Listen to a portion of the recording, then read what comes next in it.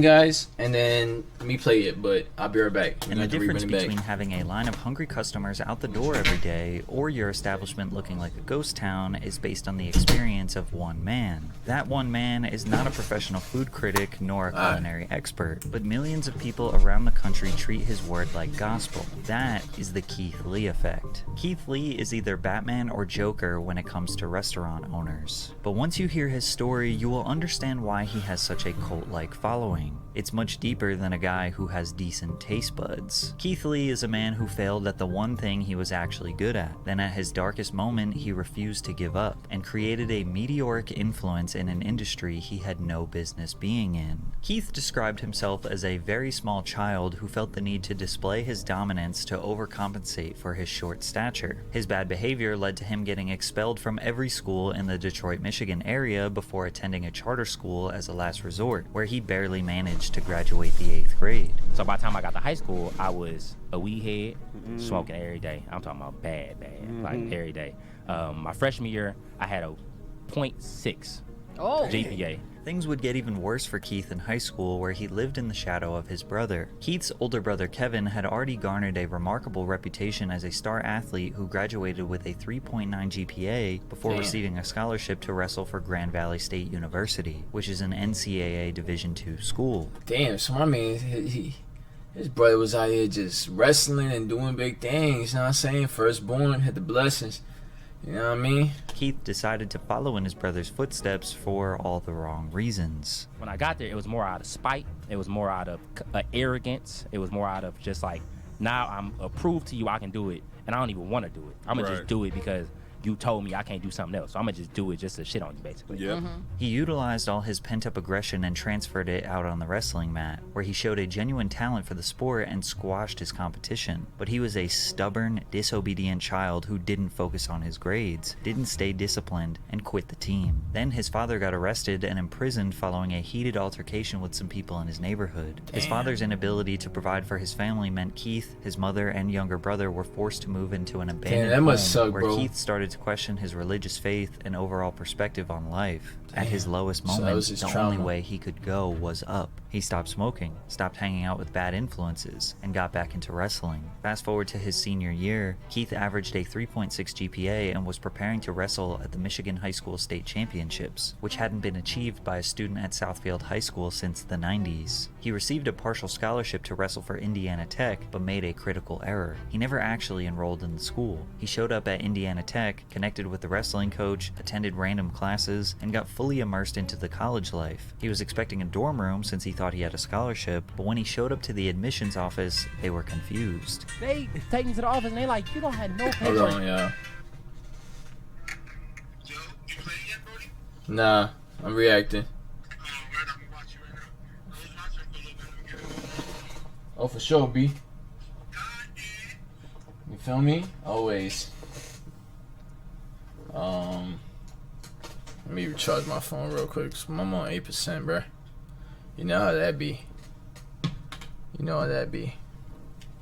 Filled out. Who are you? Yeah, they was like, only thing we have is the offer letter that we sent you. Right? So we only got your name and your information from the offer letter. They was like, that's So all my we know man's- about you. We don't know nothing else. He treated it like a He birthday didn't party invitation. even- You sent me the invitation. I just showed up. Keith laughs Facts. about the situation now, but at the time, he was devastated. They told Keith if he You see? didn't pay them He went through something, now he could laugh about it. You know what I mean? $20,000 for the semester and $2,000 for the application fee, he wouldn't be allowed to go to school. Unable to get a loan, Keith had to move back with his family, who relocated to Las Vegas. He was now sharing bunk beds with his 14-year-old brother, who regularly reminded Keith that he was a loser. At this point, I'm in the deepest depression I've been in a long time. Dang. Because I'm like, oh, the reality is sitting in. Yeah, He's right. yeah. I'm not in school. I don't have a job. I got fired already.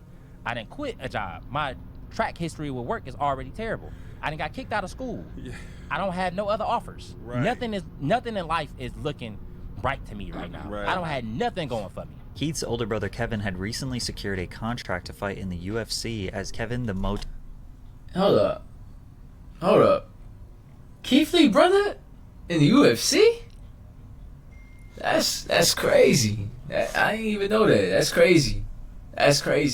Motown phenom Lee, and Kevin was a savage. At his peak, he held a 16-2 professional record and was toe-to-toe with legends like Tony Ferguson and Charles Oliveira. Kevin forced Keith to get into the gym with him, and on his first day, their coach Dewey Cooper realized the potential Keith had as an MMA fighter. Desperate for money and a purpose, Keith trained for a year straight and won his first 4 amateur fights. The only 2 losses he had were by split decision, meaning he was a very promising prospect. However, he was earning next to nothing for these, $500, maybe $1,000 per fight. Keep in mind, this was over the course of 3 years, so he was broke following a rotation of various low-end jobs. But luckily, he met his girlfriend, now wife, Ronnie, while working for ASICS. Keith credits Ronnie with being the anchor to keeping him grounded and focused on becoming the best version of himself. Following a submission victory Remind me of my baby girl at Global Legion FC 13, Keith proposed to his girlfriend Ronnie and intentionally got her pregnant 2 days later. On the same day of the proposal, Keith's manager informed him that his victory against Carvalho earned him a 6-figure contract with Bellator. He won his very first Bellator bout against Sean Bunch. It took many years, but once he finally had a support system around him, wife, coaches, brother, he was able to crawl out of the repetitive cycle of depression and low ambition. Now with some free time and spare income, Keith signed up for TikTok. Keith's journey on TikTok started just like anyone else, participating in trends for no reason other than it seemed fun. From there, his uploads were just random things that pertained to his everyday life. He was getting maybe 50 views per video, but it seemed more like an outlet for him to have fun rather than start a business. But then the pandemic hit, the world shut down, and Keith needed to make something happen. I downloaded TikTok after I kept saying I wouldn't.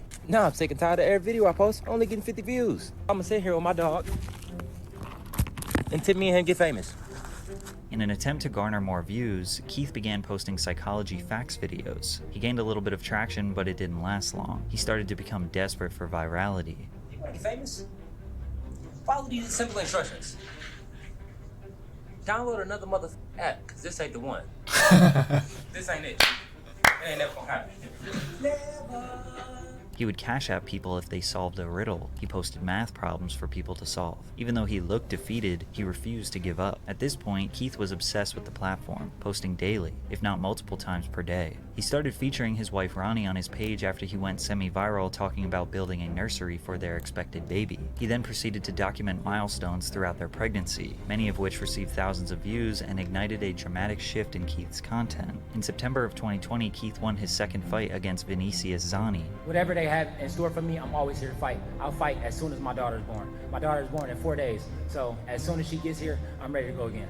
He didn't lie. Just 1 week later, he and Ronnie welcomed their first child, Carter. From there, Keith's whole TikTok was dedicated to documenting him being a parent. His loving and nurturing attitude towards his child attracted a large following of supporters. He provided them with wholesome moments, such as clipping his daughter's nails for the first time and celebrating her first Halloween. This was his family man era. Keith took a fight on short notice, just 2 months after his previous, to fight on the main card at Bellator 253. Unfortunately, he lost by decision to Rafion Stotts, but that didn't ruin his spirits. Keith the family man kept posting his terrible dancing videos and even started sprinkling in some cooking content. By mid-2021, he had accumulated 1 million followers and was averaging maybe 100,000 views per post. This was his foundation, the people that knew Keith was a humble, honest family man. Unfortunately, he would hit a new rock bottom when he lost his 6-figure Bellator contract. In August of 2021, he was set to face his toughest opponent yet, who was undefeated. Keith was beaten and bloody and then submitted in just the first round, then got up while unconscious and stumbled headfirst into the cage. The clips of his loss made the rounds on social media. He was embarrassed. He got a call from his manager saying he was cut from Bellator. Keith was back to rock bottom. His first TikTok back after his loss was him, poetically, ordering some food. I have these sunglasses on because my eye is black and my face is beat up. I'm fine though, for anybody. Well, I'm not fine, but I'll be fine.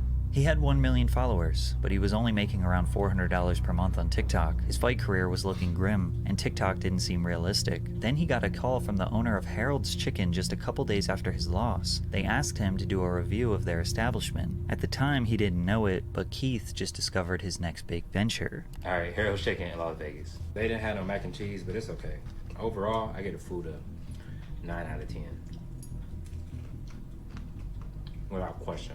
Following his review of Harold's Chicken, Kieth made food reviews as a side quest on his page. However, his main focus was on family vlogs and cooking content. He was still largely referred to as the cooking guy, regularly being asked about his cooking content during interviews. In January of 2022, his wife became pregnant with their second child, and they desperately needed to find another source of income. He started doing more and more food reviews, but they weren't that organized, and he was very generous with his ratings. We are sitting outside of Firehouse Subs because today we are doing an official food review. This has the perfect amount of spice. Like, my tongue is tingling a little bit. I got that feeling on my lips. You still taste all of the flavor. 10 out of 10. Kieth says he leaned on his faith and prayed something good would come from this TikTok thing, and it did. In June of 2022, he signed a brand deal with Wingstop worth 6 figures, the same amount he had lost from the Bellator contract. He successfully was making a career on TikTok, but it was about to get a whole lot better. His food reviews slowly started to become his main content because his brutal honesty was very entertaining. Altogether, this food was $50, and the customer service was terrible. The lady at the front where I was picking up was really rude. Like, extremely rude. I had to call back and get her name. I think she lied because she answered the phone like I didn't recognize her voice and said, "Hold on, let me go get the girl." You the girl. Then in October, the popular YouTube channel People vs. Food approached him to collaborate on their channel, and he accepted. This channel has over 12 million YouTube subscribers, and he knew the exposure would help his TikTok career immensely. By the way, double check if you're subscribed to my channel. I asked my wife what I should post on my page to make people not only come and watch, but actually follow, and we decided to post one full review every day. The first got like 11 million views. From there, Kieth's entire content shifted to strictly food reviews. He has only been doing it full-time for 1 year at this point, but he never could have predicted what was about to happen next. While most high-profile food critics only pay attention to high-end restaurants that are too expensive for most, Kieth shifted that focus onto affordable, small, family-owned restaurants that were easily accessible to the public, or fast food/popular affordable food chains. He even went out of his way to give a chance to establishments that were struggling financially. However, Kieth doesn't consider himself a food critic. His reviews feel and look like one of your friends giving you a casual breakdown. A typical review would be him ordering 3 or 4 different items on the menu, like a family of 4 would, then tasting every single item and rating it from 1 to 10. He often throws in other notes like their customer service or additional information that is relevant to the experience. I got it. Let's try it and rate it 1 through 10. I spent $23.84 on 3 bao buns and a drink. But bro, that's what they look like. Customer service, delightful. It was a very short interaction, but the guy who worked at the front was really nice. And the actual building itself, very aesthetically pleasing. It made me want to eat. Wait a minute, bro. Personally, it was lacking spice, so the add of the salsa took the tacos itself from a 9 to a 9.7. That's one of them ones. Even when he gives a negative review to the food, he will provide more context so it doesn't come off as unfair. He often goes out of his way to leave massive tips, sometimes hundreds of dollars to workers that give him good service. Since he had already built a strong foundation during his family man era, there wasn't necessarily one viral review that changed his life. His growth has been steady, and along the journey his audience latched onto his down-to-earth attitude, unwavering love for his wife and kids, and dedication to God. But even if you don't know about his past, after watching a few videos you can just feel he is a kind and genuine man. They didn't care about Kieth not being technically qualified nor having a depth of culinary knowledge. He thinks what sets him apart is his values. I stand on my integrity, I stand on my values, and I don't allow those to be wavered or to be shook no matter the amount of money, the opportunity, or the people I'm surrounded by. With nearly 10 million loyal followers, a full-time dedication to quality reviews of local or less popular restaurants, a phenomenon dubbed the Kieth Lee effect would take over Las Vegas, then all over the USA. One of the first beneficiaries of the Kieth Lee effect was a local food truck called 303 in the Cut. In November 2022, Kieth's review blew up and garnered over 35 million TikTok views since its initial upload. Kieth confirmed their cheesecake sandwich was a 10 out of 10, and the next night, 303 had people waiting in line for over an hour in the corner for their food. The owner said they doubled their income in 1 day, and it stayed that way for over a year. One Las Vegas pizzeria he reviewed, Frankincense, made headlines for attracting lines around the block because Kieth gave their wings a 10, pizza a 9.8, and garlic knots a 9.2. However, it wasn't just the food. It was Kieth's interaction with the owner, Frank, that made people want to support him even more. If I don't like the food, I gotta tell you, I'm not trying to be malicious. And he was like, I'm gonna be real with you too. I need help. Yeah, that hit me here. He said the food is delicious. He has great reviews on Yelp. The only bad reviews is that he don't close the time it says that he closed on Google. The time it says he closed on Google is 1 a.m. He was like, I literally can't afford to open that late because we don't get that much business. Frank, if you're watching this, I'm going to be completely honest. You are an amazing man from what I saw. I appreciated your time and I appreciated your conversation. Hold up, y'all. Hold on. One sec. Yeah. Yeah. Alright. Yeah, that's Gucci. Yeah, fries.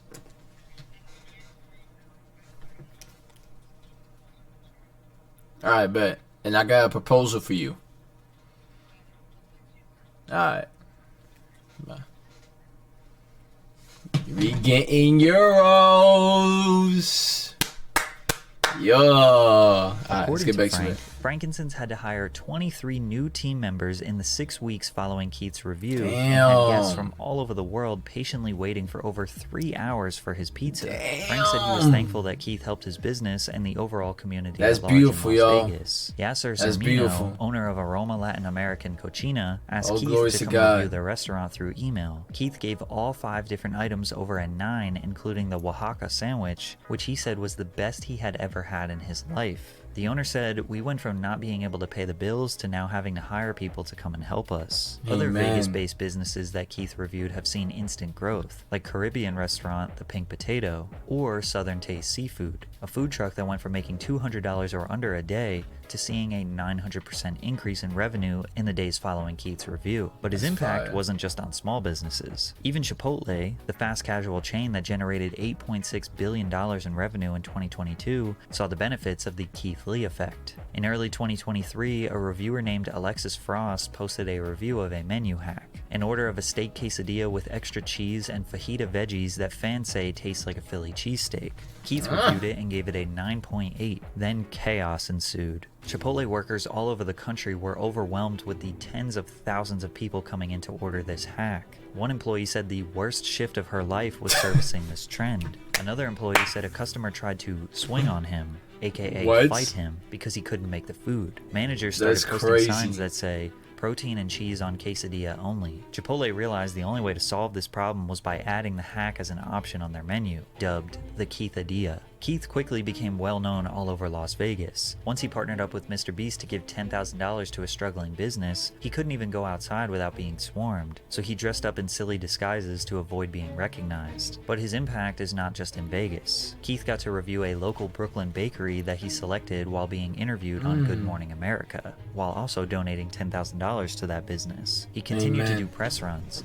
being Oh, interviewed my on man's talk out shows here. around America, and of course reviewing food. So now that we know how much positive impact Keith can have on a business when he likes the food, what about when he doesn't like the food? Well, unfortunately, the entire city of Atlanta would find out about the negative side of the Keith Lee effect. In October 2023, Keith announced to his nearly 15 million TikTok followers that he and his family were traveling to Atlanta, Georgia, and needed some restaurant recommendations. He had previously made videos in Detroit, Chicago, New Orleans, New York, and Los Angeles, but Atlanta's food scene is entirely different, which prompted a lot of mixed reviews from Keith. The drama first began when Keith visited the Atlanta Breakfast Club, where he wanted to take the food to Atlanta go, Breakfast but they Club. didn't have anywhere to sit and wait for the food. So instead, they decided to dine in, but the restaurant wouldn't allow them to sit down at a table and be served unless the entire party was there. Upon finding out that they were charged $1 for butter at a breakfast place, That's it was just an crazy. annoying cherry on top. $1 But for Keith butter? know- If you got me paying for butter, bro, you're nuts.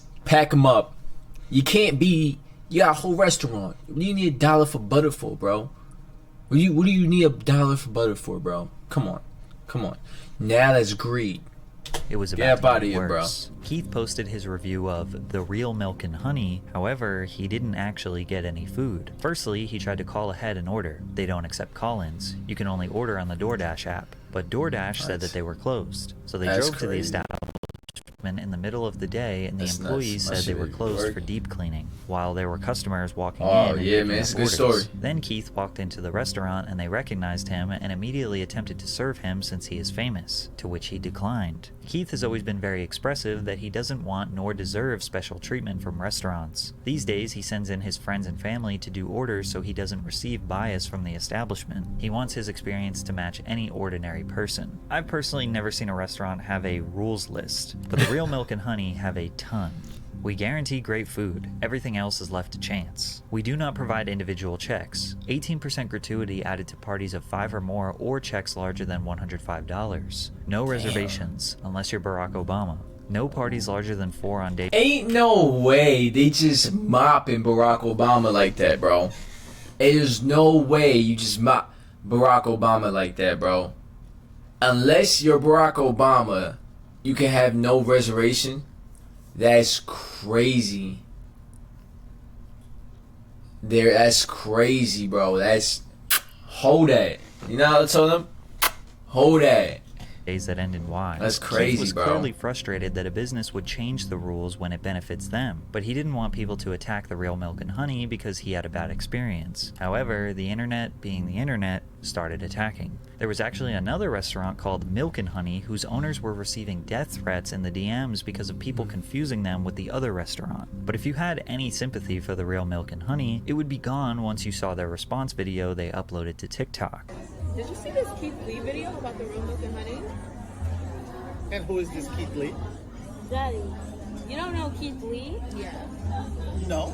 The owner tried to look cool and pretend like he didn't know the entirety of social media is destroying his business, but it only made people want to support their business less. To add insult to injury, Keith reviewed the bodega positively, which is directly next door to the Real Milk and Honey, which resulted in a line of customers skipping the Real Milk and Honey to wait in line for the bodega. But the shenanigans continued. Keith reviewed another ATL restaurant called Old Lady Gang, but again, did not get any food. He tried to call their number, no answer. Tried to order on DoorDash, said they were closed. He sent his family into the physical store to do takeout. They said they don't do to-go orders on the weekends, but the wait to dine in was 1.5 hours and they didn't take reservations. Yo, where are these spots at? Like, this is crazy. Atlanta, bro? Y'all need to step y'all game up, bro. No takeout? You know what I'm saying? Like, who doesn't do takeout nowadays, bro? That's nuts. Instead of leaving, Keith decided to walk in where he was recognized and immediately they offered him a seat, skipping the entire 1.5-hour wait, to which Keith denied because he didn't want any celebrity treatment. This is humble man, humility, and gratitude. That's great, bro. Humility and gratitude, bro. Exactly how it is for us regular ATL folks. Imagine them telling you your wait time is 1.5 hours, then someone else comes up and sits immediately. Keith left and visited Toast on Lennox, where he didn't plan on doing a review but arrived to a 2.5-hour wait time. When he politely left, the entire staff walked out and offered him a seat immediately, to which he denied again. There were videos that went viral of him in the parking lot seemingly arguing with the staff, but he was just letting them know that he didn't want to skip the line. But Keith's experiences are not just unique to him. Cardi B spoke on the subject on an IG Live. I feel like Atlanta restaurants, they don't like to make money. I feel like they don't like people, they don't like their customers, they just don't like it. First thing first, right? You could barely order in Atlanta restaurants. Like you go like, hey, I would like to make an order. Oh yeah, we don't take orders. It gets to the point that I literally have to name, like I have to tell like people that order food from me, like, can you just name drop my name? Because first and first, they don't do no pickup orders, they don't do deliveries, they just don't do shit. And of course, we got some hilarious memes from this whole situation. You walk in, let me show you how it's done. Hello, sir, how are you today? May I take your order?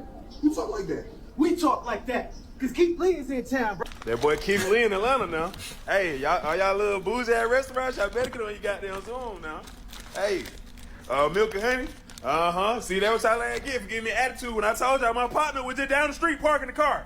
Although most people were understanding of Keith's frustration with these ATL businesses, others, like ex-football player Chad Ochocinco, thought he was trying to tear down black-owned businesses. I don't like the critiquing of our restaurants and having people and talking bad about our goddamn businesses and like, dude, you know how hard it is, and I get it, for us to even get in the food industry. What are the qualifications of being a food critic?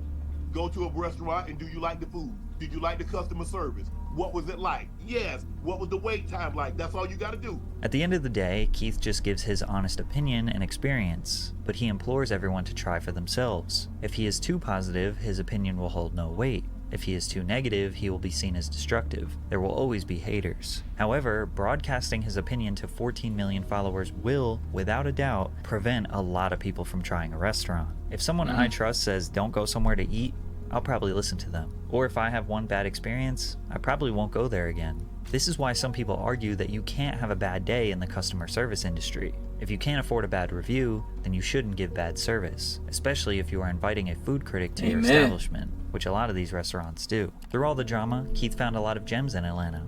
The seafood menu, Juicy Jerk, the dining experience, which he personally tipped the owner $2,000, and Jamaican Jerk Biz, where the owner broke into tears when he walked in. He asked the owner what her sales were for the day, which was $2,600, and he paid her $3,000 for his meal. However, Kieth just announced that he's on his way to Houston to do a food tour, and restaurant owners are trembling. In just 10 months of fame, Kieth has helped hundreds of businesses, raised tens of thousands of dollars for charity, and continues to spread love and positivity during a time where we need it the most. Maybe from here he will start a food review show, or a cooking show, or maybe an app for restaurants.